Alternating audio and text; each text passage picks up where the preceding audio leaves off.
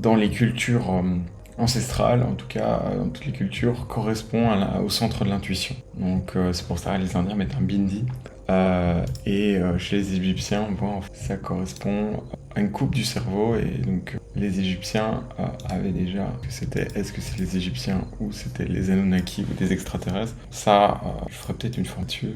Dans le sens où maintenant, on a découvert que la pyramide, en fait, elle a des pylônes qui font 10 fois la taille de la pyramide, en dessous de la pyramide, et qu'en fait, plutôt une grande antenne pour capter l'énergie éthérique. Mais bon, voilà, ça c'est... Moi, je vais rester loqué sur l'objectif de vous mettre en meilleure santé. Donc, c'est intéressant de comprendre ça parce que si vous améliorez la décalcification de la glande pinale, il y a des herbes pour ça.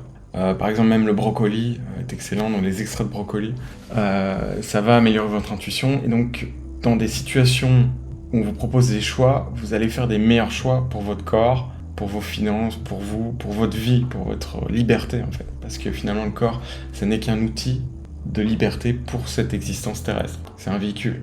On l'a pour un bail phytéotique, une centaine d'années. C'est à peu près le programme du corps humain.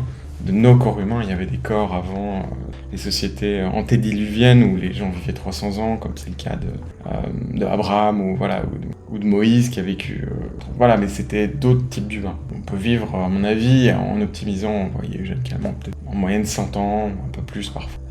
En bonne santé. Quand je dis 100 ans, c'est vraiment en bonne santé. Et est-ce que c'est souhaitable? Je pense pas que l'esprit humain est fait pour vivre. On voit avec Brian Johnson qui fait du biohacking, pourrait vivre 300 ans, mais c'est souhaitable.